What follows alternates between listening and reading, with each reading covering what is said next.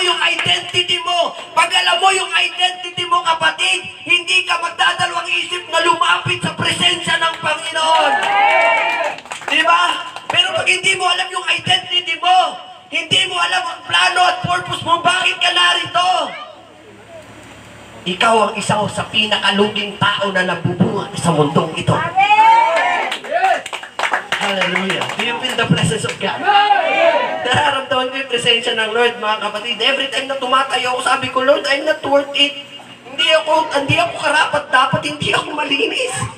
Ang dumi-dumi ko. Pero dahil sa presensya mo, Lord, we are holy, we are righteous. Can you say amen? Hindi tayo naging righteous because we are good. We do good things. Hindi. Dahil madasalin tayo, dahil lagi tayo nagbabasa ng Biblia, hindi yun ang dahilan kung bakit ka banal. Ang dahilan kung bakit ka holy, kapatid. Ang dahilan kung bakit ka banal. Because of Jesus Christ. Hallelujah. Hindi nagiging banal ang tao sa pagiging madasalin. Hindi nagiging banal ang tao sa pagiging makadiyos. Nagiging banal ang tao dahil sa ginawa ni Kristo sa krus ng Kalbaryo. Hallelujah. Can you say amen? Ganun ang dahilan kung bakit ka banal. Hindi dahil sa ginawa mo. Kasi sabi ng Ephesians, wala ka dapat ipagmalaki. Ang dapat mong ipagmalaki, ang ginawa ni Jesus sa krus ng Kalbaryo. Diba? Wala pa yung Bible verse, mga kapatid. Hindi ko pa binabasa. Hindi pa yan. Pero nararamdaman natin presensya ng Panginoon. It's just amen.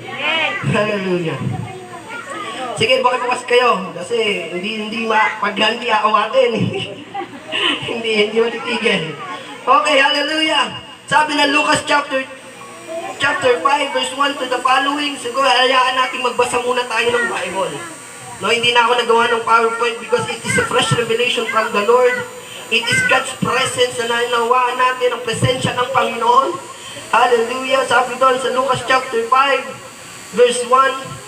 Kaya mga kapatid, makibukas kaya sabi doon, Lucas chapter 5 verse 1, hayaan nating ma-encounter natin ang Panginoon. Hayaan mong makilala mo. Kung ngayon hindi mo pakilala ang Diyos, it is will of the Lord na makilala mo siya, na ma-encounter mo, hatagpo mo siya sa banal na templo ng Panginoon. Okay, kung nandyan na kayo, sabihin nyo ng malakas.